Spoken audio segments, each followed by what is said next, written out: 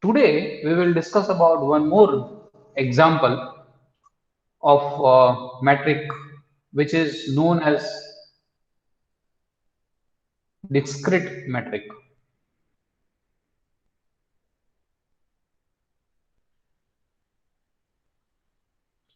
So what is the discrete matrix? Let us understand first. So we required one non-empty set. So I'm taking let X be a non-empty set and D from X cross X to X to R define as D of XY is equal to 1 if X is not equal to Y, and 0 if X is equal to Y. Then, and this is true for every X and Y, for every X and Y this is there. Then prove that this D is a metric on X, and this metric is known as a discrete metric space or a discrete matrix, or I can say X comma D with this metric is a discrete metric space. And this metric you can define on any arbitrary set, any non-empty set. So I can define on any set you can have, this metric is defined on that. Let us try to prove, first of all, this D is a metric on X. So obviously you have to start with you have to prove the fourth statement or four condition to be a metric. So first of all, the X is non-empty set is already given to you. The first condition is obvious. The first condition is D of XY is greater than or equal to 0 for all X and Y in that set. This metric has the range only 0 or 1. There is only two possibilities. So obviously D of XY is greater than or equal to 0 for every X and Y belongs to X, because it has only two possibilities. Either it will take the value 0 or it will take the value 1. The second is also very obvious, because if D of XY is 0, according to that definition of D, if they are equal, then and only then it is 0. So I can say if and only if X is equal to Y. The third property, which says that D of XY is also same as D of YX, which is also true, because if X is equal to Y, we can say that there will be two cases. If X is equal to Y or X is not equal to Y. If X is equal to Y, then we can say that D of XY is 0. Then if X is equal to Y, we know that it is Y is also X. So in that case, there is no problem. If X is not equal to Y, then D of XY is 1. If X is not equal to Y, then Y is also not equal to X. So in that case also, D of YX is also 1. So in the both the case, we will have this condition. Let me write that. What I have given the argument, let us write. So there will be two cases. If X is not equal to Y, then D of XY will be 1, which is same as D of YX. And case number 2, if X is equal to Y, then D of XY is 0, and which is same as D of YX. So in both the cases, we have that. So therefore, we can say that D of XY is same as D of YX for every XY belongs to X.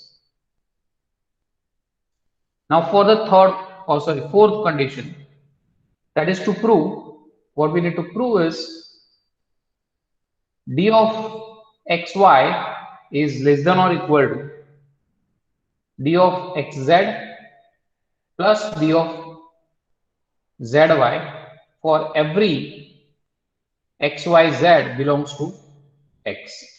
So for every xyz, this is the things we need to prove. Now there are certain cases. So the case number 1, x is equal to z. What will happen if x is equal to z? Therefore, d of xz will be, sorry, not x is equal to z, I can take y because there is d of xy is there. So there are two possibilities of this x and y. If they are equal or they are not equal. If they are equal, d of xy will be 0. So this quantity is 0 and this is non-negative by the first condition that we have proved. For any xy, d of xy is non-zero. So if this quantity is 0, then this is already true. So that's why we can say that 0 is less than or equal to d of xz plus d of zy, which is already, this is because of 1, the property 1. So therefore, in this case, if x is equal to y, we have d of xy is, so I should not write therefore, we note that we have this.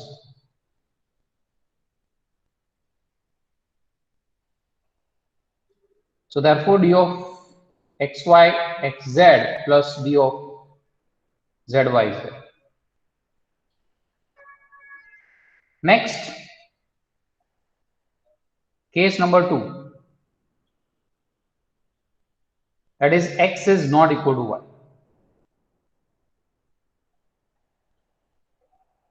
That is, these two quantities are not same. Okay. If x is not equal to y, then we'll have another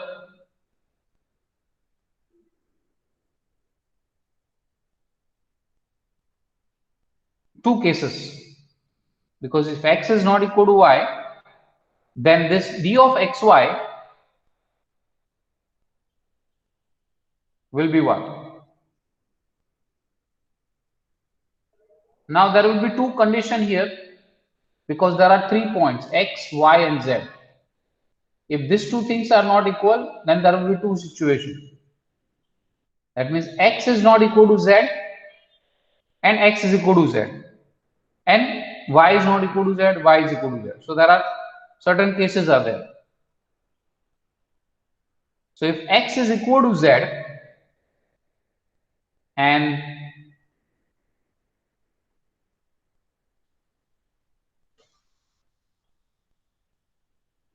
this x, so what will happen if x is equal to z? D of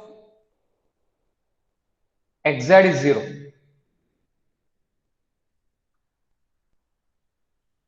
And there is a 3 situation is there. There is a 3 condition xy, d of xy, d of xz, and d of zy. This is the 3 things we have. Now also there is a possibility of x and z, but if x is equal to z and x is not equal to y, then obviously y is not equal to z. Okay, if x is equal to z, then y is not equal to z. So in this case, d of yz will be 1. So in this situation, what we have is d of xy is equal to d of xz plus d of yz. In this case, this is, I can say, sub case 1. If x is equal to z. Sub case 2, if x is not equal to z, then d of xz is 1. Now there is another point. What will be the relation? If x is not equal to z and x is not equal to y, then there are two possibilities again, whether this y and z are equal or y and z are not equal. Okay, so if y equal to z and if y is not equal to z, if y equal to z, in that case yz will be 0, and in this case yz will be 1. So in this case we have equality. That means in this case we have dxy is equal to d of xz plus d of yz, because xz is 1 and this is 0 and this is already 1. And in this case we have inequality because this is 1, this is 1, so it will become 2 on that other side. So that is less than, it will have the strictly less than in this case. So d of xy is strictly less than d of xz plus d of yz. So altogether, if I combine all this result, we can say that d of xy is less than or equal to d of xz plus d of yz. That proves that all the four conditions of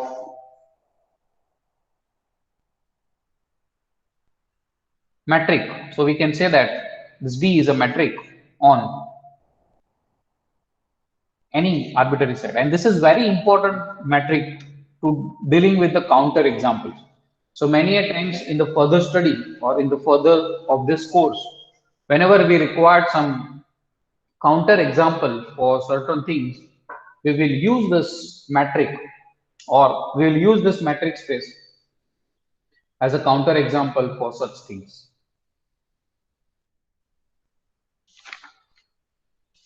Let us discuss one more things which is also in line of this. It is called pseudometric. The spelling is written as p pseudometric, but pronunciation is pseudometric.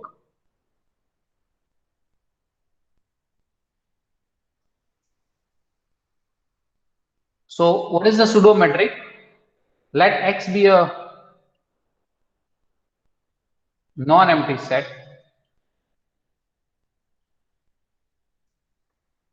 and d is from x cross x to r satisfies the following property.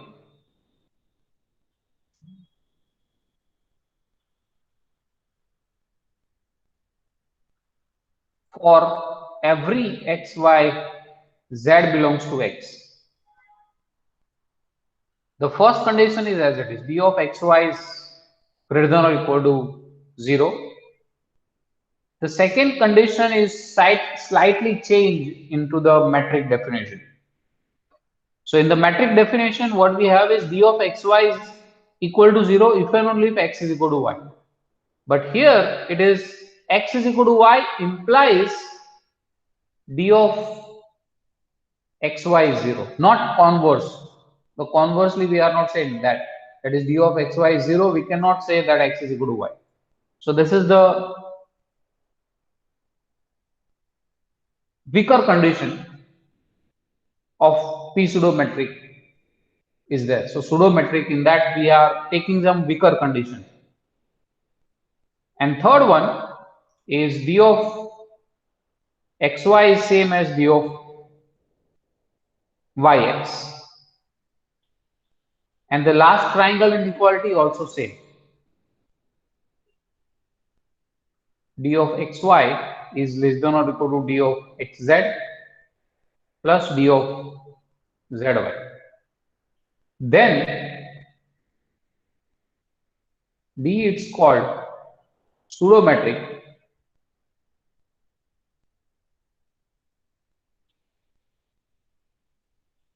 on x. So what is the example of pseudometric? Can somebody give me example of a pseudometric? Mod of x raised to n minus y raised to n when n is odd. Yes. So in particular, I can say that if x is equal to r, d of xy is equal to x square minus y square. For every xy, if I define like this, then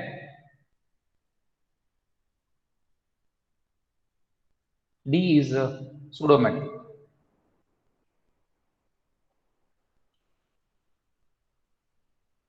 on x.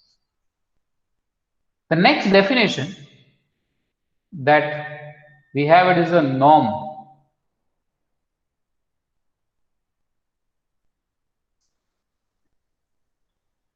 So what is the norm? It is actually a generalization of a modulus, or I can say in geometrically, it is a generalization of a distance from origin to any point. So it is, say, that distance from the origin or length of the vector, if you can say into the vector terminology. So the length of the vector is there, the generalization for that quantity is known as a norm. So what is the property of this length of a vector has? The first property is this length is always, or I can say modulus of a number is always greater than or equal to 0. The second is, if the number is 0, then x should be 0. The third one, if you multiply by any number x, alpha to x, then you will have alpha into mod x. If I talk in R, if the modulus is there. And the fourth condition is that if x plus y is less than or equal to mod x plus mod y, that is the triangle inequality we have. So these are the properties of a length of the vector has. Okay, if x bar is a vector, then we know that it is, if you want, a modulus can be outside of that vector. Okay, so this is the things that we need to have. These are the properties the vector has. So using this thing, we will define a norm of vector. So let x be a non-empty set.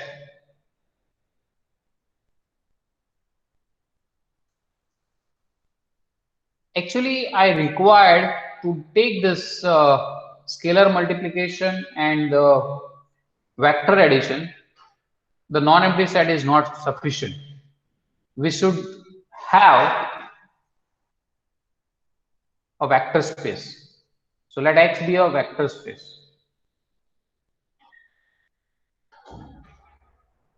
So in the book G.F. Simmons, they have defined a norm with the non-empty set. But to define this scalar product and to having this addition, we required this space as a vector space. So let us have this X be a vector space, and we define one map which we denoted as this way, that is double parallel line between whatever the quantity which is in between double parallel line. So it is just slightly more notation to the single parallel line. Now we have two double parallel lines. From X to R satisfies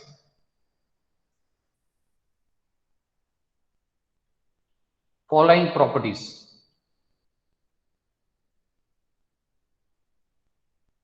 The first one, this is for every xy belongs to x. The first one is mode of, I can say, norm of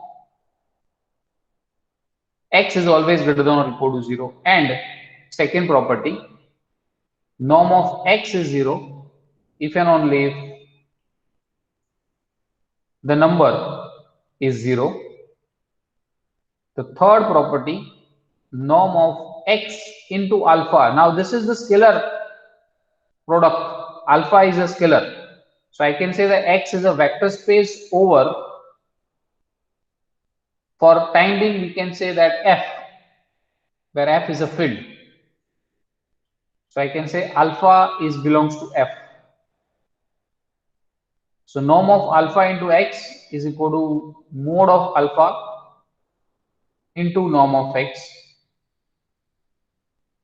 And the fourth condition, that is norm of X plus Y is less than or equal to norm of X plus norm of Y.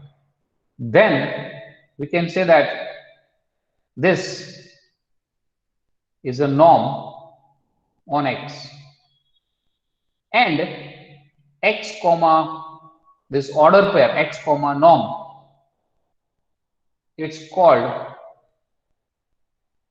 norm linear space.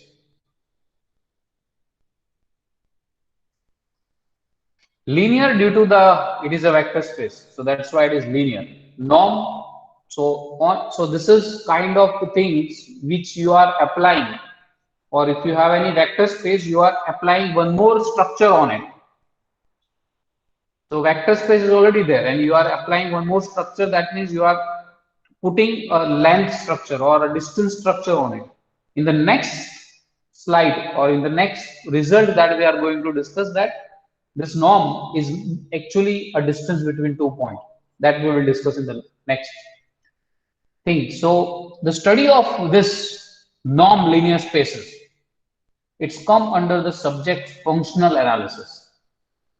That is the topic which you are going to discuss in your MSc class. Those who are trying to study for further study in MSc, the functional analysis in detail, you will learn about this norm linear space.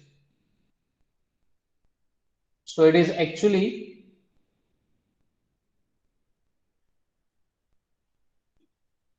functional analysis, and it is actually a study of vector space plus distance structure. So that is come under the functional analysis. Functional analysis is actually very vast subject.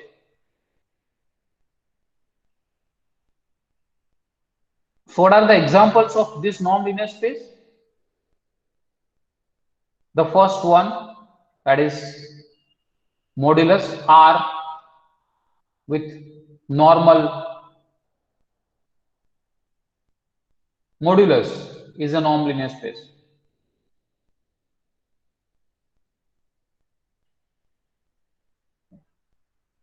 There are many examples you can define like metric. Why? Because we'll deal with this example.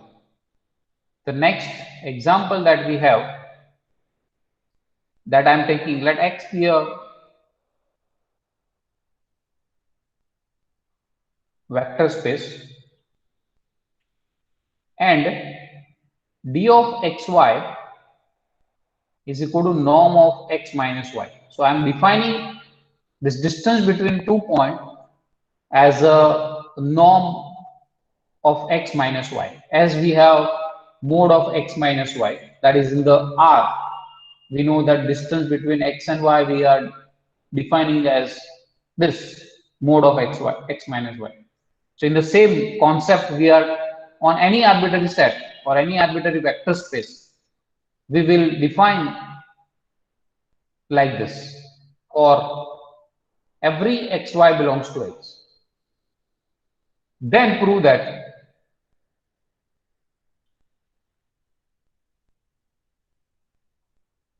this D is a metric on X. That means whenever you have a vector space and a norm is defined on it, that vector space will become metric space with that norm. In short, I can say. So solution or proof for this statement, it's the first, for any xy belongs to x.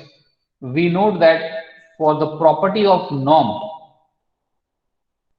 that norm of x minus y is always greater than or equal to 0 due to this first property. The first property says that norm of x is greater than or equal to 0. So that's why norm of x minus y is greater than or equal to 0 for any xy. So therefore d of xy is greater than or equal to 0. So that is the first condition is true or it's valid. The second condition is says that d of xy is equal to 0. So if d of xy is equal to 0, which implies that norm of x minus y is equal to 0. But norm of x minus y gives you if and only if x minus y will be 0. Here is also I can write if and only. So that will gives you if and only if x is equal to y. So that second condition is also satisfied. If this d of xy is 0 if and only if x is equal to y. So second condition is also true. Third condition, which says that d of xy is same as d of yx. But d of xy we can say that it is norm of x minus y. But that we can write as norm of minus of y minus x. This I can write as minus 1 into norm of y minus x. Now here I should write x is a vector space over R or C. So since it is R or C, the norm of norm of minus or modulus of minus 1 will become 1. So that's why it is norm of y minus x. And so we'll have it as d of yx. So this is due to that condition norm of alpha into x is equal to from this to this, not this one. Here we have used condition that norm of alpha into x is equal to mod of alpha into norm of x. And the fourth condition that we have, which is d of xy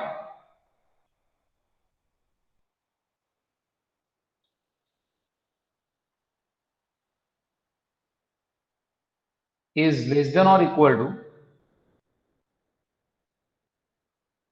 it is equal to norm of x minus y.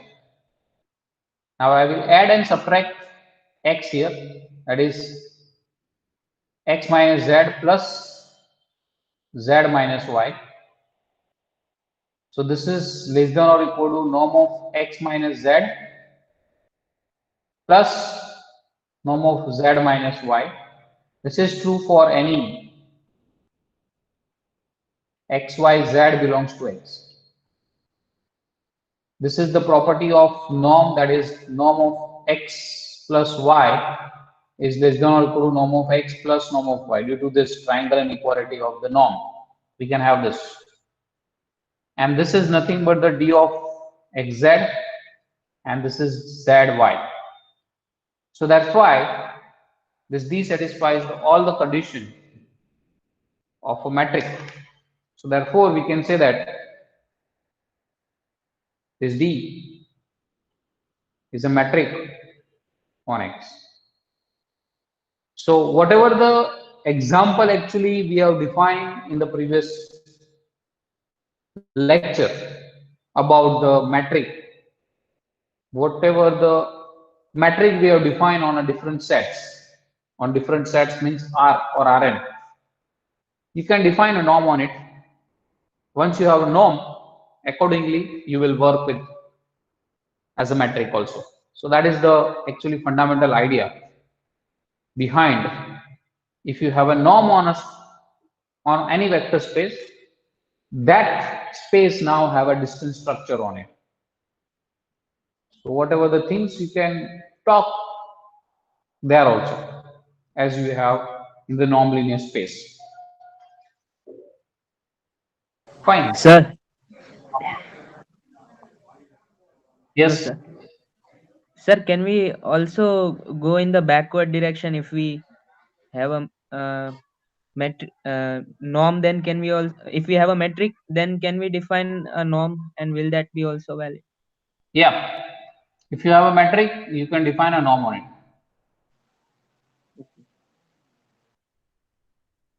In fact, there is an idea also will be there.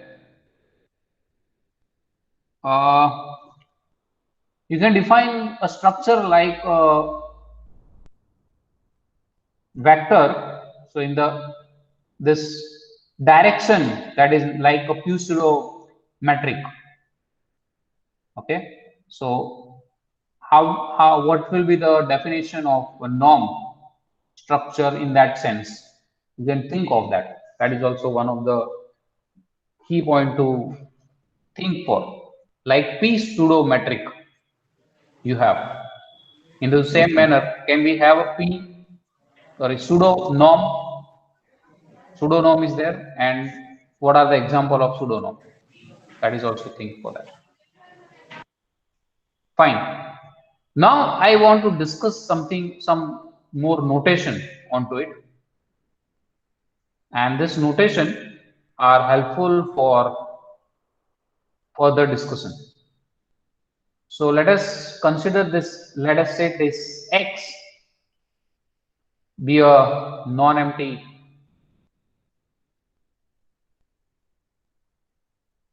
set, and I may define B of X. What is B of X? Is the set of all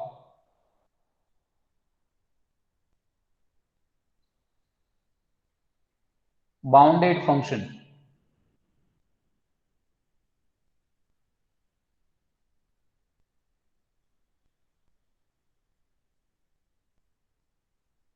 on X.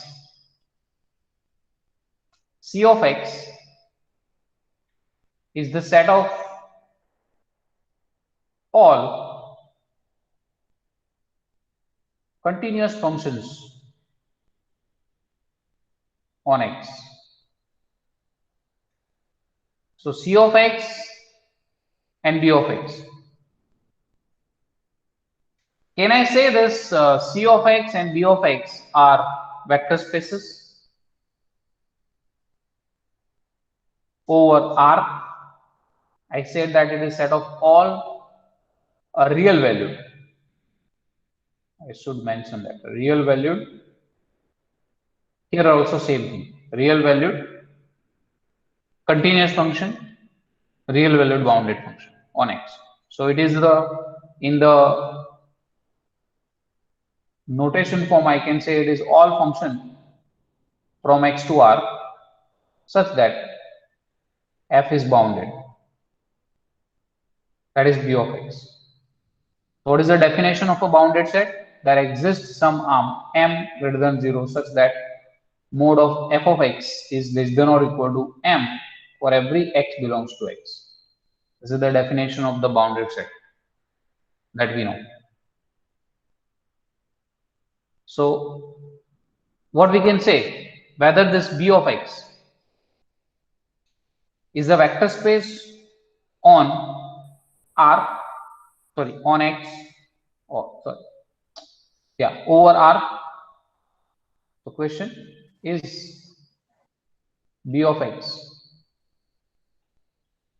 the vector space over R. When I say vector space, I should define what is the vector addition and the scalar multiplication. So if F and G belongs to B of X, F plus G at X will be Fx plus Gx. That is a point-wise addition we have defined. And point-wise scalar multiplication is there. That is alpha into F of X. This is for every X belongs to X. This is true. So this way the vector addition or addition of the two function is defined and the scalar multiplication is defined. So with this condition, can we say that B of X is a vector space? Ultimately, Yes, sir. ultimately what I am asking you, that can we say the addition of two bounded function is bounded? Addition of or scalar multiplication, if you have some multiply some scalar to a function, will be again a bounded function. So we know that you have done that is in analysis 1, that addition of a two bounded function is bounded. If you multiply a scalar to a function with this operation, then it will be a bounded function. So b of x is a vector space. Since it is a vector space, we can define a norm on it. What will be that norm? So let us take as a particular example. Let us take x is equal to close interval 0, 1. Instead of taking any arbitrary set, I am taking x as a close interval 0, 1. So now we'll talk about b of x, that is b of 0, 1. That means the set of all real valued bounded function on this set 0, 1. Okay, let's define the norm of f. It is actually defined as supremum. Here it is, they are writing infinity. This is the notation for the supnorm. This is called the supnorm.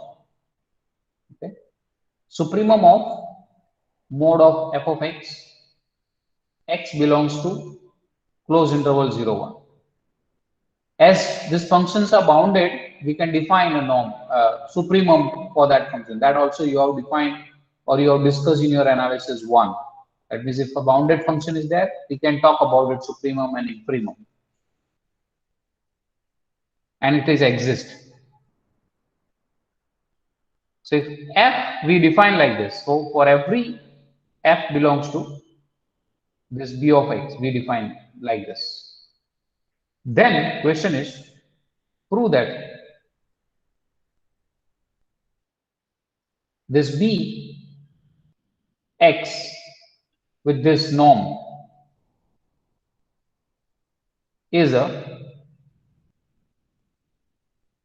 norm linear space.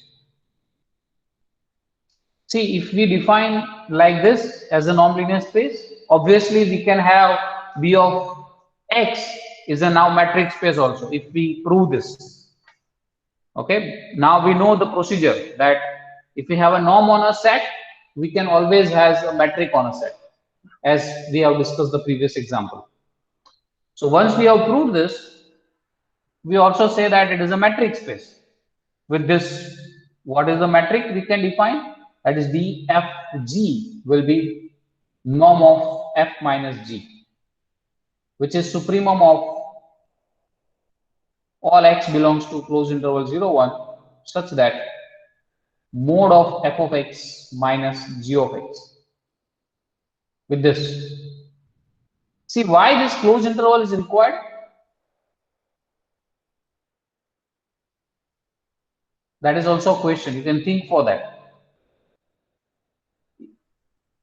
Should I take open interval here? That also you can think for that. Okay. So there's some when we will have a problem when we take the open interval. So these are the things we can talk of. I will talk about this one also later on after proving this statement. So here we have to prove that this is a norm linear space. That means I need to prove that this is the norm. We know that there are 4 conditions to prove the norm.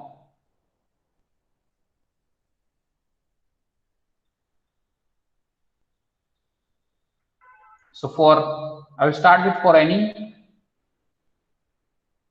f and g belongs to dx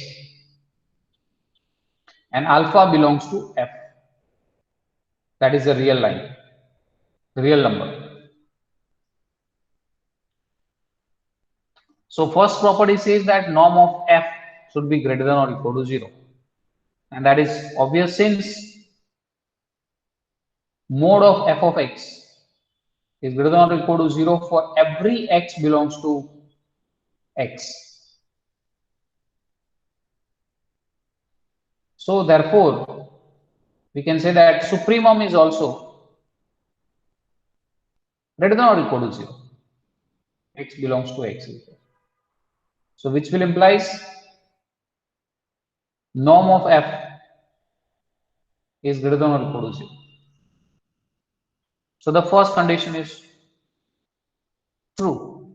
Second condition, if I start with norm of f is 0, which implies supremum of mod of f of x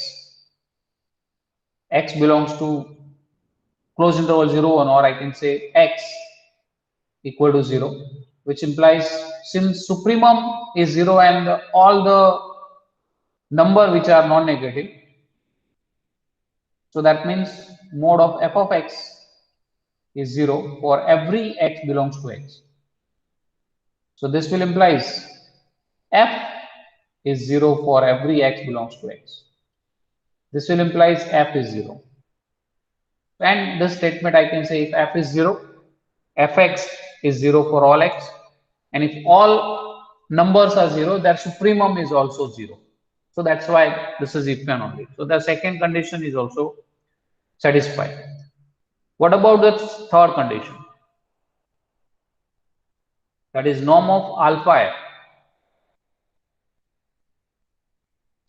which says that supremum of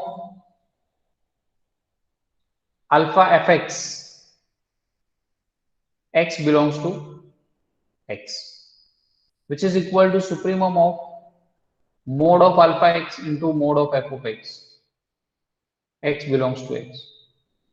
And we say that this alpha is, or mod of alpha is a positive number, so that's why I can take out from the supremum, which you have probably proved in your previous semester. So this is true, and therefore this mod of alpha x into this will gives you norm of f. So norm of alpha into f is mod of f, mod of alpha into norm of f. The third condition is also satisfied or true. The next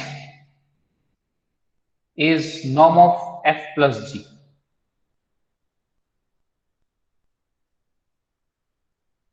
which is supremum of mod of f plus g at x belongs to close interval 0.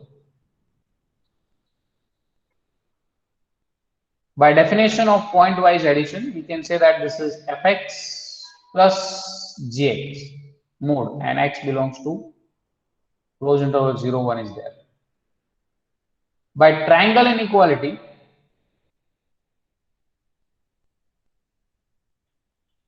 we can say that this is supremum of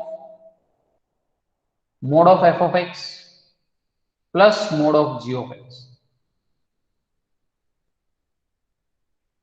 Here actually we have used the triangle inequality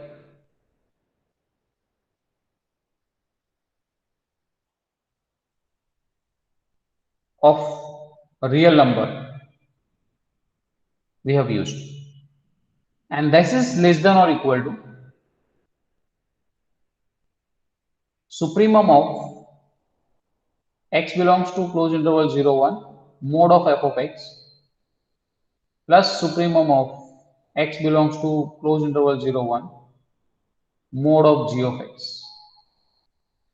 This result you probably have used from your previous semester, that is supremum of f plus g is less than or equal to supremum of f plus supremum of g. You probably have used prove this statement in your previous semester in analysis 1 paper.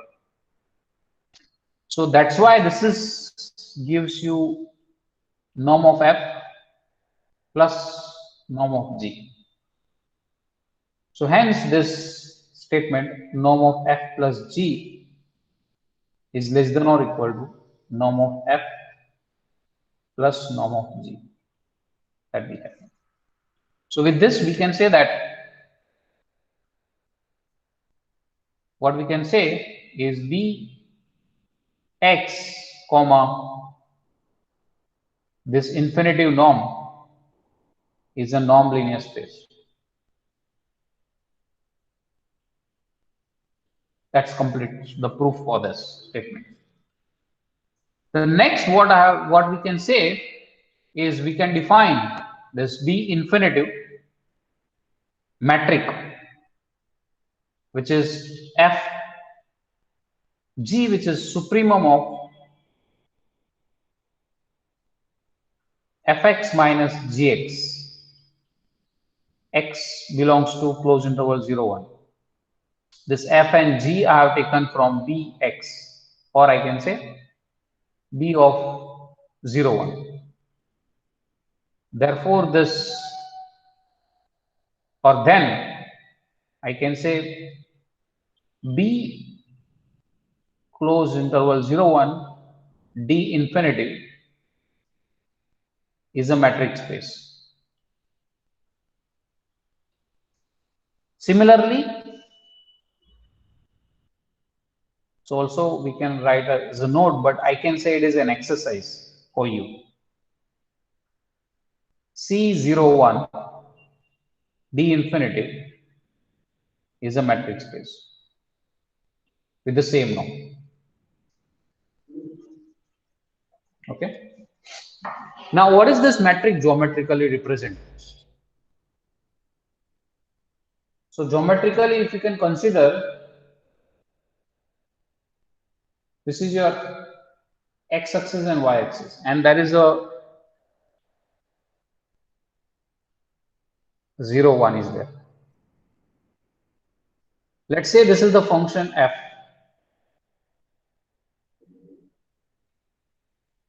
which is defined like this, or which will be this function. This is y equal to f of x.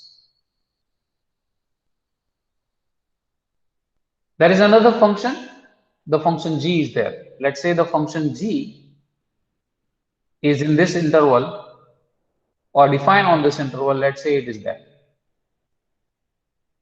So what is f minus g? What is this f minus g? So this is the area between these two. And it says that supremum of that,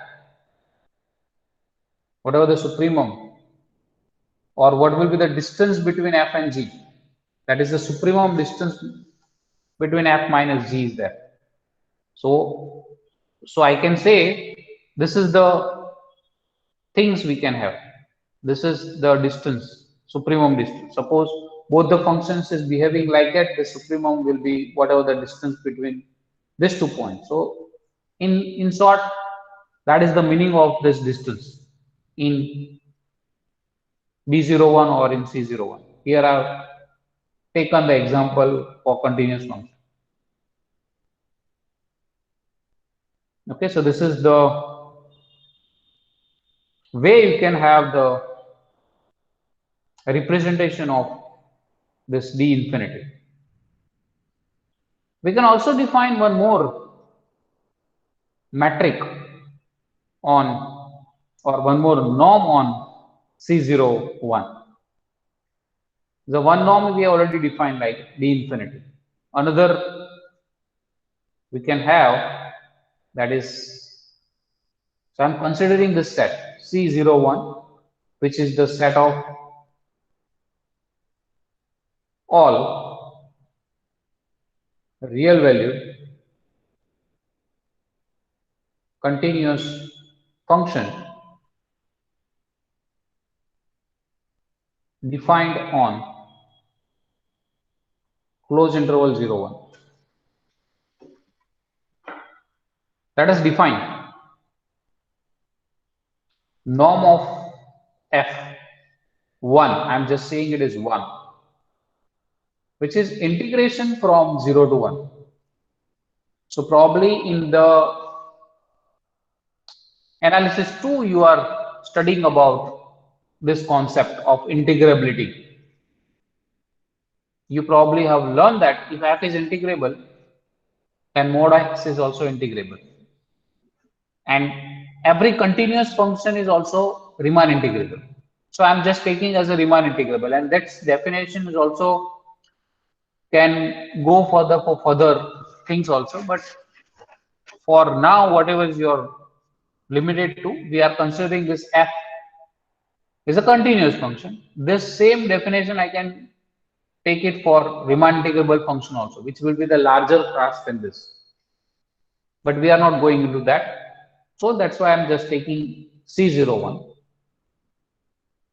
which is the mode of f of x dx. So have you proved that every continuous function is integrable or Riemann integrable in analysis 2?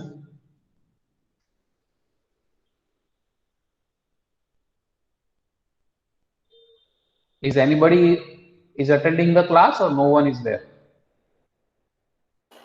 Sir આજે સરે statement કીધું proof બાકી છે. Okay, so that's why we can talk about this. Continuous function is there, so I can talk about the integration of that quantity.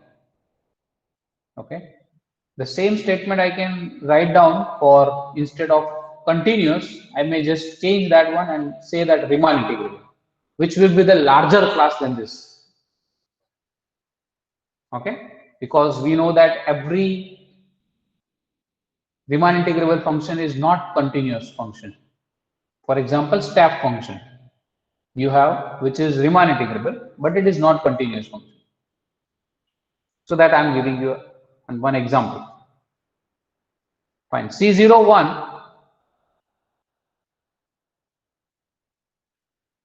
is a norm linear space.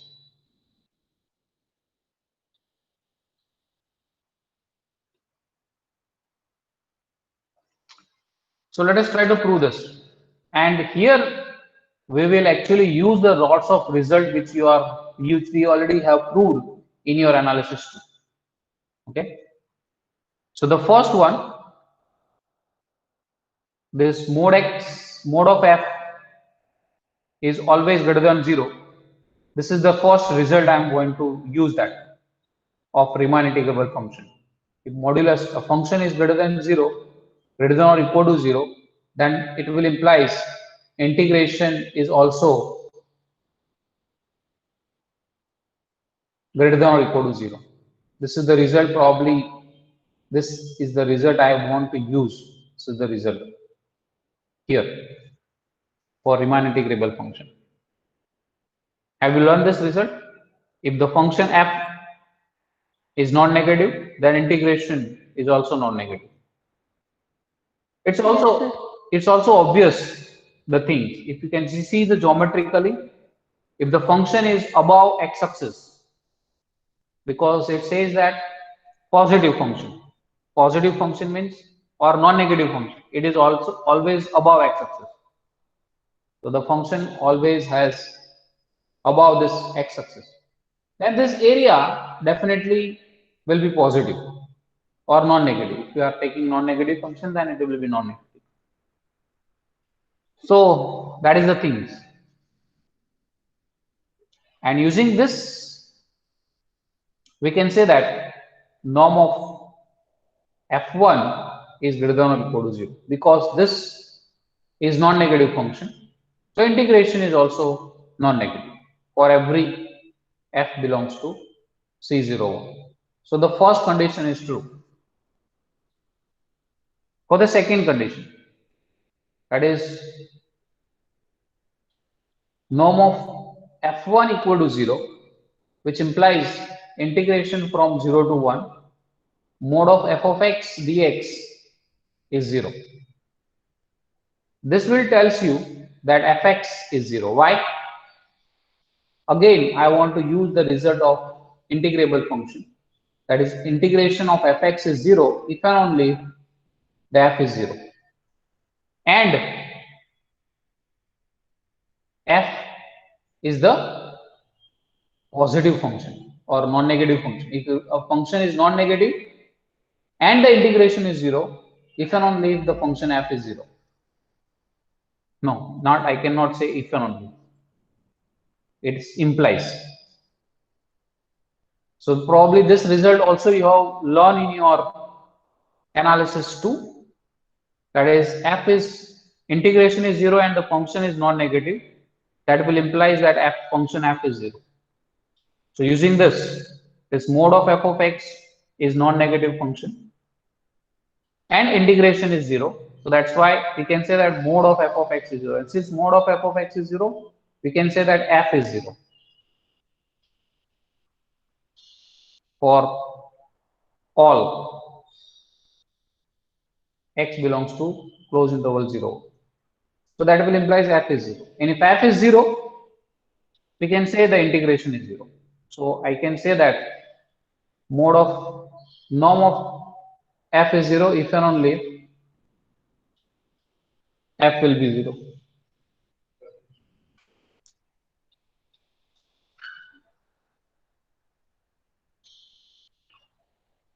Okay. Next,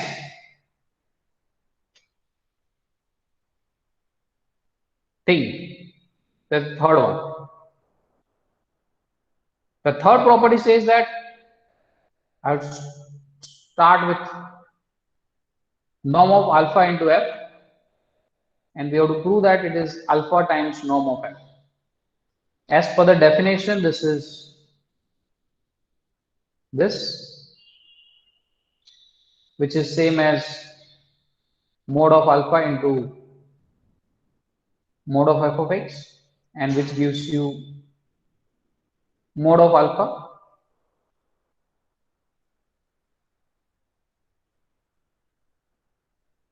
mode of f of x, and this will gives you a norm of f1. Okay. The fourth property,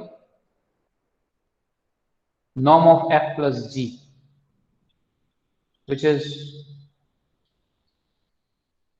fx plus gx. This is less than or equal to by triangle inequality of the real number. We can say that this is this. Here is also I am using the results of Riemann integrable, because you probably have also learned that integration of f plus g is less than or equal, or it is equal to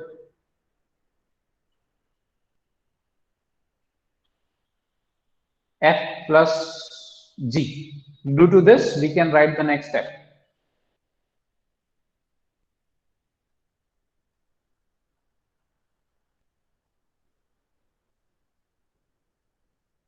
And from this to this, we have used the triangle inequality for real numbers. So this is nothing but the norm of f plus norm of g. So using these four conditions, we can say that C01 with this is a norm linear space. Okay. In the similar manner, I can give you as an exercise this thing. So homework, prove that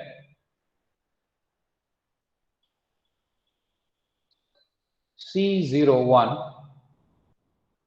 D1 is a matrix space.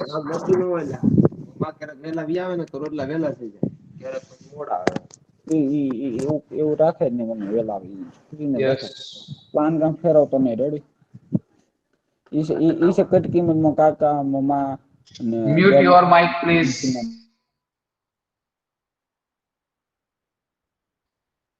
So therefore, prove that C01 D1 is a matrix space, where D1 f comma g will be integration from 0 to 1 mode of fx minus gx dx, where d is this for every f and g belongs to C01. This is the definition of D1. In fact, I can generalize this statement. So instead of taking this 1, I may write down this. That is also I am giving you as a homework to do. Whole raised to 1 upon p. If p is greater than or equal to 1, not 0.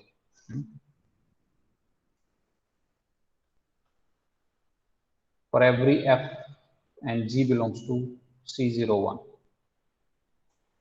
This is also homework. Prove that this dp is a metric on C01. Okay. Here also you have to use the Minkowski's inequality, but that Minkowski inequality not for summation. No, it is for integration. Okay, so that you have to use there and try to see what will be the things or what you can deal with that quantities.